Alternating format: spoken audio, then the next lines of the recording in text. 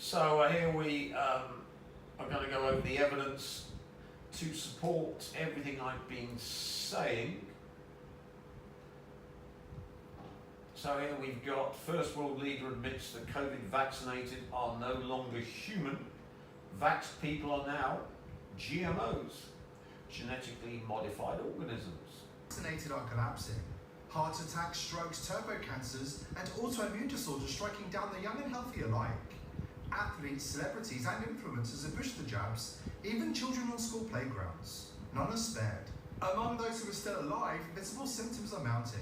A greyish pallor in the face, persistent brain fog, erratic mood swings, and unrelenting exhaustion, with overwhelmed immune systems that are unable to shake even minor colds. Google searches for mRNA reversal have surged exponentially around the vaccinated world as panic spreads. For the vaccinated, those who drank the Kool-Aid during the most audacious psyop humanity's ever faced, the nightmare just got even worse. Brace yourself. The latest revelations, as revealed by a senior European politician, who also happens to be a brilliant medical research doctor, have just made a bad situation downright apocalyptic. Ministerstva spravodlivosti. Ďalej viaceré ministerstva zdravotníctva niektorých vybraných štátov a zástupcovia svetovej vedeckej obce, ktorí na niektoré podobné rizika upozorňovali, alebo ich aspoň predpokladali. Musím potvrdiť, že mnohí čakajú na moju oficiálnu správu, aby jednotlivé štáty upriamili svoju pozornosť na realizáciu vlastných analýz. Bolo analyzovaných 34 šarží od spoločnosti Pfizer a Moderna do tohto času, ktoré boli uskladnené podľa správneho chladového reťazca a len tie, ktoré boli použité pre slovenskú populáciu v čase epidémie COVID-19. Dr. Kotler's findings unearth a chilling reality that should haunt every soul on this planet, vaccinated or not. What's been uncovered isn't just unsettling, it's a harbinger of a bleak dystopian fate for humankind. Those who've taken the jab, they're no longer mere patients, they're test subjects, guinea pigs in a grand experiment, rivaling the tampering of corn or wheat by the shadowy hands of the corporate elite. Flooded with foreign DNA that fuses with their own, they've been altered at a cellular level, stripped of what it means to be human. And the fallout?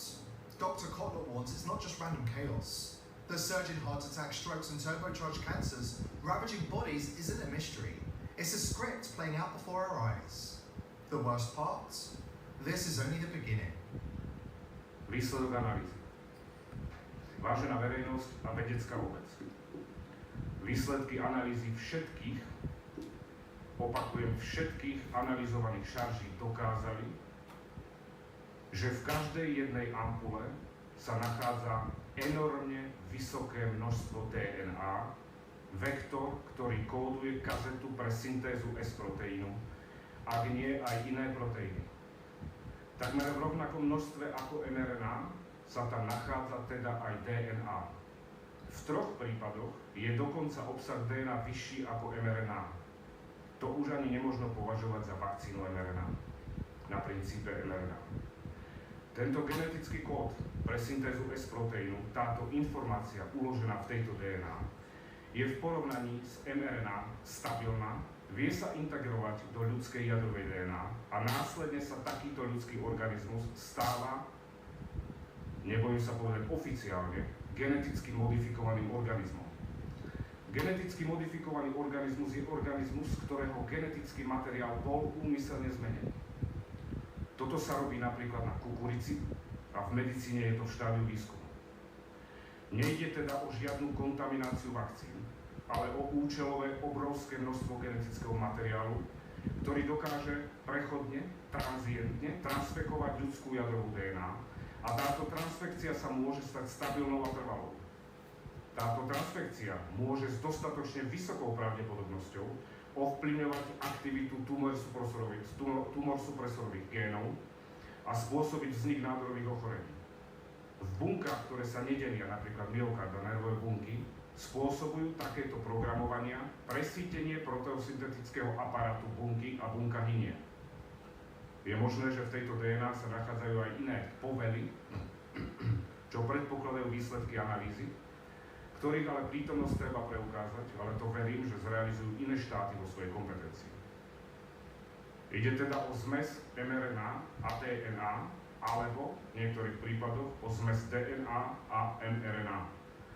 Hrozbou je stabilná transfekcia, inkorporácia do ľudskej DNA s trvalou expresiou transgénu, vznik rakoviny alebo smrť buniek presítením proteosyntetického aparátu bunky.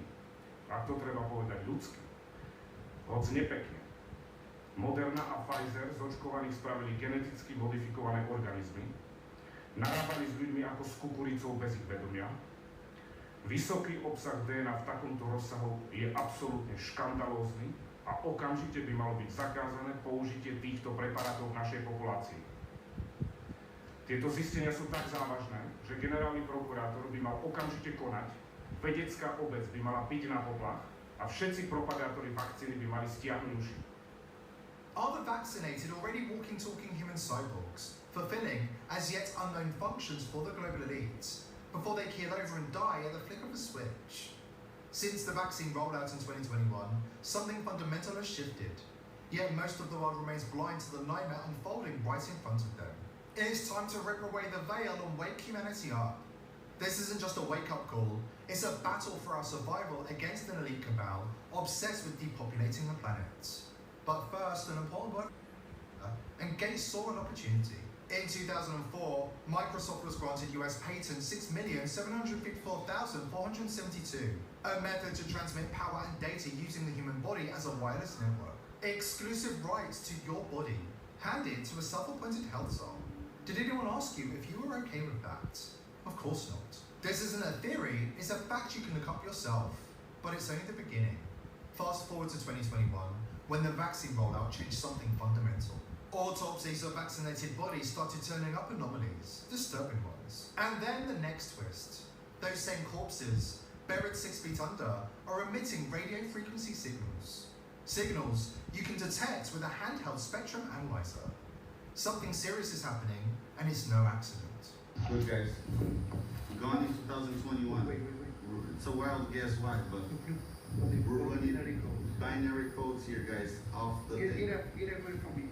2022, guys. Binary codes up the ass right there. There's information coming out of the graves, guys. This is the elite's endgame. A techno-communist dystopia where your body isn't yours anymore. It's a plan decades in the making, and Gates is just one piece of the puzzle. They're not just experimenting on us, they're enslaving us, one signal at a time. Do not underestimate the global elite. They are mad, drunk on power, and they have plans to covertly infiltrate the human body with nanotech robots and IP addresses. How do we know? We've got the footage. It's real, it's raw, and it's right in front of us. A deep dive into Pfizer's murky history reveals they partnered with an Israeli research university to develop programmable nanorobots to be injected into people to alter their DNA, issue them with an IP address, and connects them to the internet. What looks and sounds like a wild conspiracy theory is actually a conspiracy fact. Let's take a look at a 2013 presentation delivered by Bartland scientist Dr. Ido Bachelet to a room of pharma executive for a microscope. Here he explains that one syringe can hold 1,000 billion robots. So these nanobots have been envisioned in the past 30 years by people like Eric Drexler and Robert Freitas and Ray Kurzweil. Today I'm going to show you that these robots exist here in Israel. And I'll show you this syringe, which I brought from my lab. So this syringe has inside it 1,000 billion robots. So these robots are each 50 nanometers long, which as you can see in this slide under the microscope. 50 nanometers is about 2,000 times thinner than the thickness of your hair. Okay, and these robots were born actually 3 years ago in a research I did with Sean Douglas, now a UCSF professor. But over the past year and a half, in my group at Bar-Ilan University, we've been developing and testing robots for a variety of medical and therapeutic tasks. Remember, this presentation was delivered in 2013, meaning they've had this technology for over 10 years. Why was it kept hidden from us? Later in the presentation, Bachelet bragged that they can retain total control of the nanorobots after they've been pumped inside human bodies. As Bachelet explained, the controller is connected to the internet like an Xbox, and the controller actually links these nanobots to the network. That's right, the nanorobots have an actual IP address that can be accessed remotely. And the interesting thing is that because the controller, like the Xbox, is connected to the internet, the controller actually links those nanobots to the network. So they have an actual IP address, and they can be accessed from a remote device sitting on the same network. For example, my doctor's smartphone. Now, here's the kicker. As Bachelet confirmed, whoever is secretly controlling these DNA nanorobots can turn them on and off with a flick of a switch and release payloads into human bodies. Hold on, payloads? Payloads of what? So this is how the nanorobot looks like. It's built from DNA, as you can see. And it resembles a clamshell in which you can put cargo. You can load anything you want, starting from small molecules, drugs, proteins, enzymes, even nanoparticles. Virtually any function that molecules can carry out can be loaded into the nanobot, and the nanobot can be programmed to turn on and off these functions at certain places and at certain times. This is how it controls molecules. And so this particular nanorobot is in an off state. It's closed. It securely sequesters anything you put, any payload you put inside, so it's not accessible to the outside of the robot. For example, it cannot engage target cells or target tissues. But we can program the nanobot to switch to an on state based on molecular cues it finds from the environment. So programming the robot is virtually like assembling a combination lock, using disks that recognize digits. But of course, instead of digits, we're assembling disks that recognize molecules. So these robots can turn from off to on, and when they do, any cargo inside is now accessible. It can attack target cells or target tissues or other robots, which we'll see later on. And so we have robots that can switch from off to on and off again. We can control their kinetics of transition. We can control which payload becomes accessible at which time point. And let's see an example of how these robots, for example, control a cancer drug. So what you can do is you can take nanobots, you can put the nastiest cancer drug you may find into the robots, even a cancer drug that's been withdrawn because of excessive toxicity. Okay, when the robots are locked and you put them in a mixture of healthy cells and tumor cells, nothing happens. No cell is affected because the robot safely sequesters those drugs inside. When we unlock the robots, all cells die because the cargo inside the drug attacks anything on site. Pfizer's DNA nanorobots might sound nightmarish, but for those who've been paying attention, they are nothing more than Klaus Schwab's fourth industrial revolution being put into action.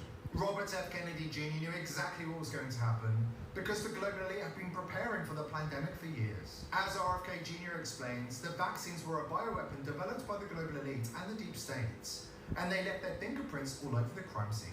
Turns out that the vaccines were developed not by Moderna and Pfizer, they were developed by NIH. They're owned, the patents are owned 50% by NIH, nor were they manufactured by Pfizer or by Moderna. They were manufactured by military contractors. And basically, Pfizer and Moderna were paid to put their stamps on those vaccines as if they came from the pharmaceutical industry, but that's not what they were doing. They were coming from, this was a military project.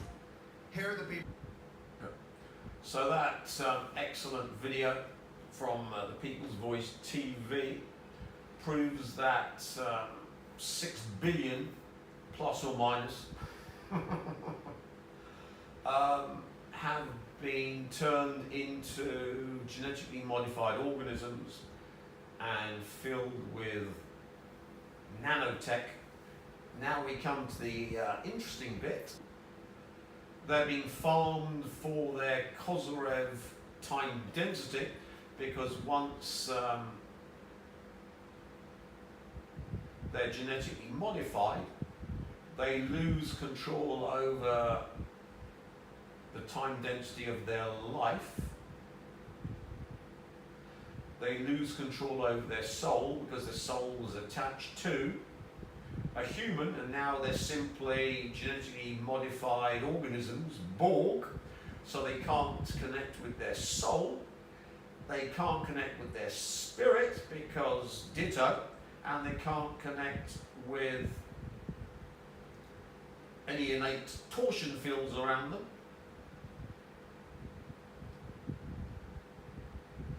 So this time density, which is the ability Consciousness and actions could affect torsion fields, leading to studies on detectable force that can impact the environment locally and remotely. And we talked about Kozyrev time density. So this is the stuff that a 5-dimensional entity can use to control reality. And we're farming the former humans who've now been turned into Borg for this stuff. Which of course allows you to control reality according to Soviet psychic warfare. And here of course you can read at your leisure all about it. And of course it cuts them off from the Higgs field that makes them real, because the Higgs field was there to make the human real. They're no longer human. So what's happened to the Higgs field? And the Higgs field is a field of energy that is thought to exist in every region of the universe. It is accompanied by a fundamental particle known as the Higgs boson, which is used by the field to continuously interact with other particles such as the electron, which of course then means you can't interact with your electrons, which is the basis, the Dirac sea, the basis of leptionics. The Higgs field is what gives particles their mass. So has Borgization forced you, because you've lost your Higgs field, into simply becoming matrix information which can be controlled by a quantum computer linked up to a 5-dimensional processor? The stronger a particle interacts with the Higgs field, the heavier the particle ends up being. So, have you been forced into the matrix by this Borgization? And if you want to know more about the Higgs field, here is many videos you can watch at your leisure. I know all about Higgs fields, so no need to go through it. But while Higgs mass arises from the slowing of elementary particles by a molasses-like substance, the truth is that the stronger Higgs field makes the elementary particles vibrate at higher frequencies. Higgs boson is a fundamental force-carrying particle of the Higgs field, which is responsible for granting other particles their mass. So what happens when you've got no mass? Well, information in the matrix doesn't have any mass. So you can see that all of the Borg are being forced into the matrix. Hence, they're CBDCs, and they'll only be able to make CBDC extra money by being in the matrix 24/7 and contributing to the matrix, which is what they're telling you about. So as you can see, the humans are being farmed for the ability to control reality and make reality. And in the process, they're simply becoming figments of the quantum computer linked to the 5D processors. Satanic imagination. And here we've got a study. Alien ancestors contributed 30% of human genes, enhanced brain power. So I said the human scum, Homo psycho, had been deliberately built to farm powers and potentials that only the insane could produce, because you need to be mad and be able to love, hate simultaneously, which the aliens cannot do. So they made these insane Homo psychos, they're farmyard animals, to produce the stuff which they are now harvesting, or were going to harvest now, except it's all been taken by the silo. Thank you very much, I'll have all of that. And F ditto ditto, you alien filth. So if you didn't think the Americans had made a deal with the aliens, you are sorely misguided. Now, let's look at the evidence that the Psi Lord has taken over quantum computers and used Kozyrev time density to link all quantum computers to death, so that if they link up with a 5D processor, then all they can produce is death and maiming of themselves and the humans and the aliens and everything they're trying to alter. The Ariana Grande suicide bombing installation, which I talked about. And since, of course, suicide bombers have killed more than 100 people, it's 100 monkey effect as well.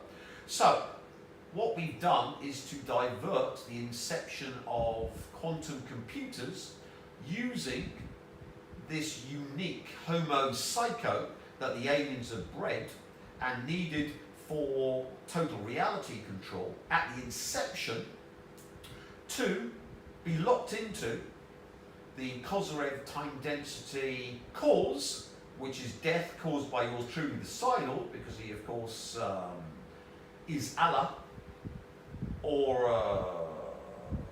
an aspect thereof, and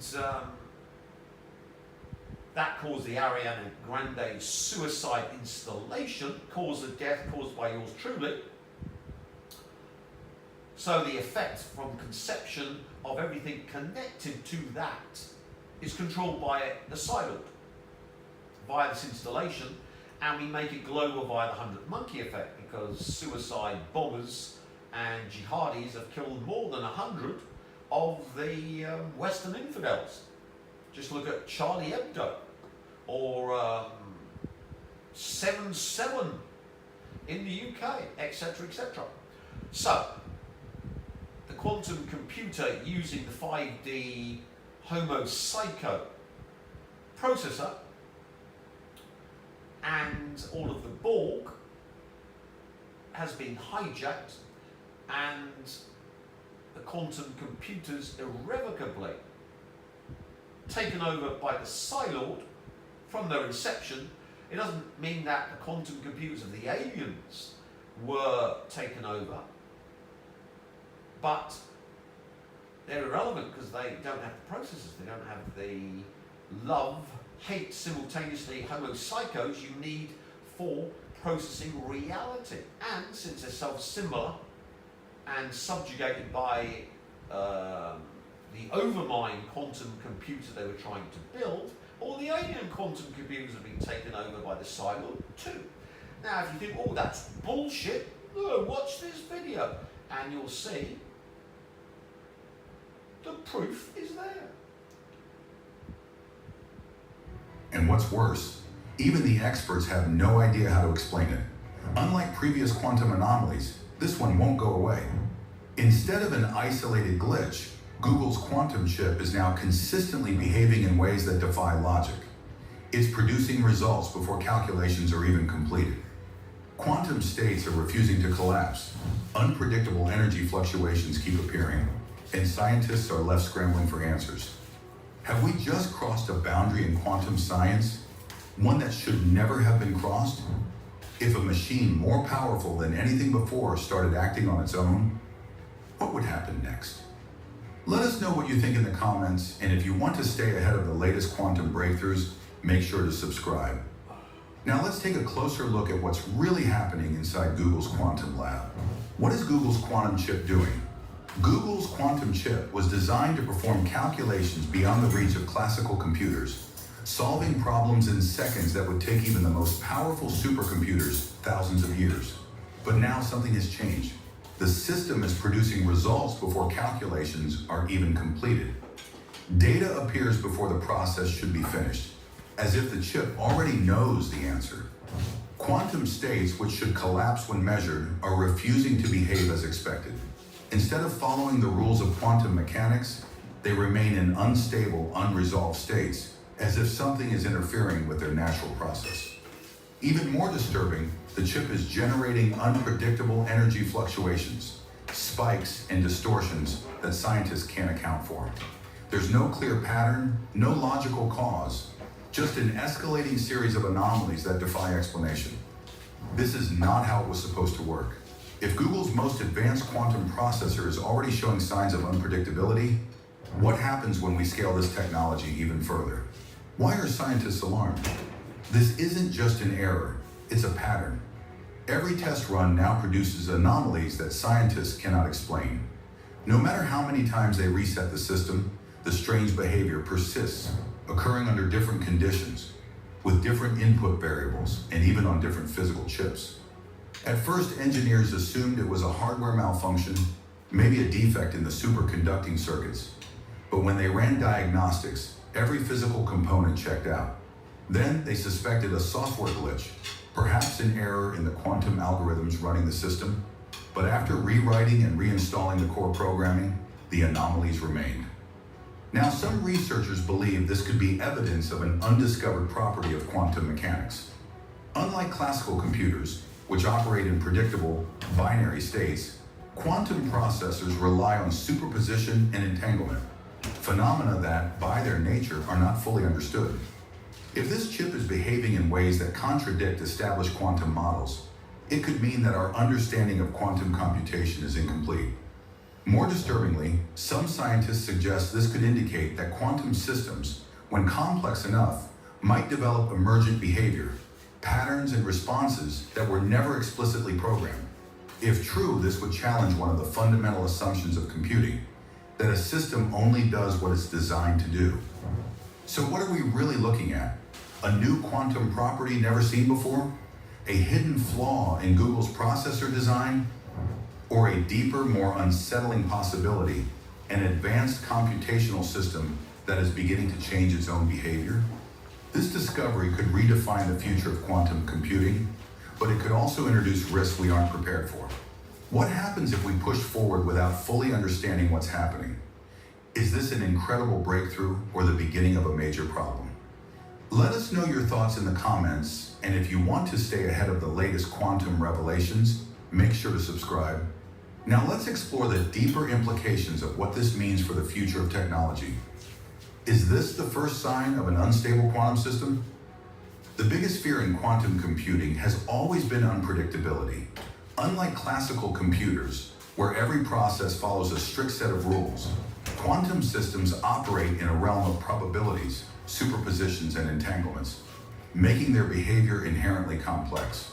But up until now, that unpredictability was theoretical, something researchers could model and anticipate. Now, Google's quantum chip is showing a level of instability that no one expected. If we cannot fully control or understand quantum systems at scale, what happens next? There are a few possible explanations. One theory suggests that the chip is interacting with previously unknown quantum forces, subtle influences in the quantum vacuum or fluctuations in space-time itself that we haven't accounted for. In this case, the anomalies wouldn't be errors, but rather glimpses into an aspect of quantum mechanics we've never observed before. Another possibility is that this is an early sign of computational instability in high-powered quantum systems. If quantum processors can enter unpredictable states at a certain threshold of complexity, it could mean that scaling these systems will lead to errors we have no way of correcting, something that would have profound consequences for the future of quantum computing. But the most unsettling explanation? The chip could be performing operations beyond human understanding.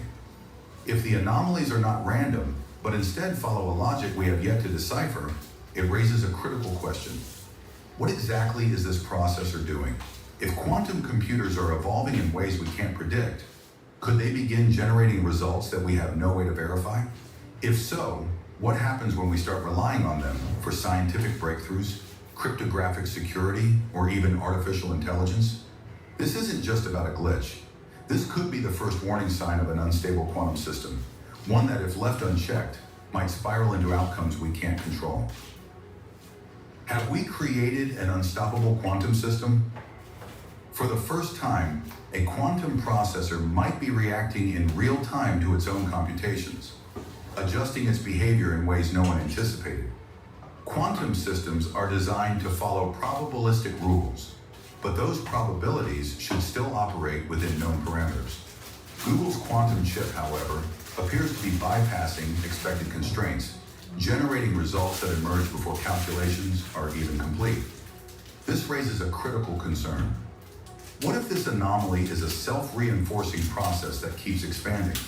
If each unexpected result triggers further unpredictable behaviors, the system could be accelerating toward a state where even its creators can no longer predict or control its outputs. The biggest fear is simple yet chilling. What if this system reaches a point where we can't turn it off? Unlike classical computers, where a malfunction can be stopped by cutting power, quantum states persist through entanglement and superposition. If this chip has entered a feedback loop of unpredictable evolution, disconnecting it might not be enough to stop the process. And if it continues to operate, what happens next? Could it start altering outputs in unpredictable ways?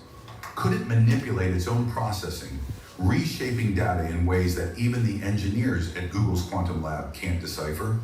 If we've crossed the threshold where quantum computers no longer behave according to our expectations, then we are no longer just observers of this technology.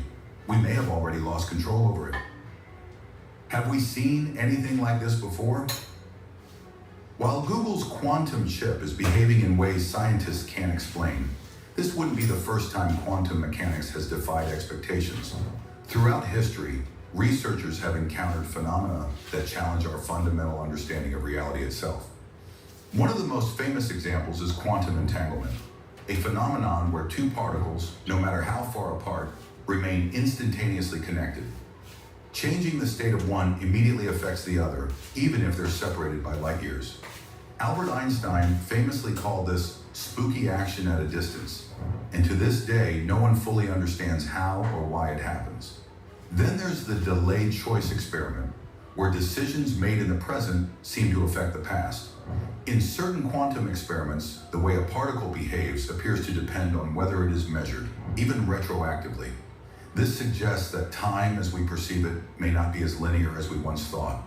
And of course, there's wave function collapse, the idea that simply observing a quantum system forces it to take on a definite state. Until it's measured, a particle exists in multiple states at once. But the moment it is observed, it chooses a single reality. This raises deep philosophical and scientific questions. Does observation create reality? And if so, what happens when a quantum computer begins making its own observations? Now, with Google's quantum chip producing results before calculations are complete and refusing to follow expected rules, some researchers are asking, is this yet another unknown layer of quantum physics revealing itself? Could this chip be interacting with quantum properties that we haven't yet discovered? If so, we may be standing on the edge of a breakthrough or a mystery that could redefine everything we know about computation and reality itself. Stop or push forward. Scientists are divided. Some argue that we need to pause quantum research before we step into unknown territory. If Google's chip is already displaying signs of unpredictability, what happens when we build even more powerful quantum systems? Could we be on the verge of creating something we no longer control? Others believe this is exactly why we must continue. This could be the key to unlocking revolutionary new physics, insights into quantum mechanics that were once thought impossible. If this chip is revealing a deeper layer of reality, halting research now could mean missing out on discoveries that could change science forever. But there's a dangerous question lurking beneath the surface. What happens if we keep pushing forward, ignoring the warning signs? Quantum computers are already exponentially more powerful than classical systems in certain tasks. If Google's chip is showing signs of an uncontrolled process, it could mean that as the technology advances, it will reach a point where intervention is no longer possible. If this anomaly is self-perpetuating, if the system is evolving in ways beyond our understanding, then stopping it later might be impossible. We are at a crossroads. Do we take a step back and ensure we fully understand what we've created? Or do we press on, knowing that the risk could be far greater than we anticipate? Why this behavior is so unusual? To understand why Google's quantum chip is causing such a stir, we need to look at how quantum processors normally work and why this situation is so different. Quantum processors rely on qubits, which exist in multiple states simultaneously thanks to superposition. Unlike classical bits that are either 0 or 1, qubits can be both at the same time, allowing quantum computers to perform complex calculations at an unprecedented speed. But quantum systems are incredibly delicate. Any interference, heat, electromagnetic fields, even minor vibrations can cause quantum decoherence, disrupting computations and leading to errors. That's why quantum computers are operated in near absolute zero environments with extreme precision. So what makes this situation different? Quantum errors versus unexplained anomalies. In normal quantum computing, errors happen, but they are predictable. They occur due to noise, interference, or decoherence, and researchers have developed error correction methods to compensate for them. These are technical issues solvable with better engineering. But what's happening in Google's quantum chip is not a standard error. It's not random noise. The anomalies are consistent across multiple tests. It's not a simple hardware failure. Diagnostics show the chip is functioning properly. It's not a software bug. Reprogramming hasn't changed the results. Instead, the chip is behaving in a way that suggests a fundamental deviation from expected quantum mechanics.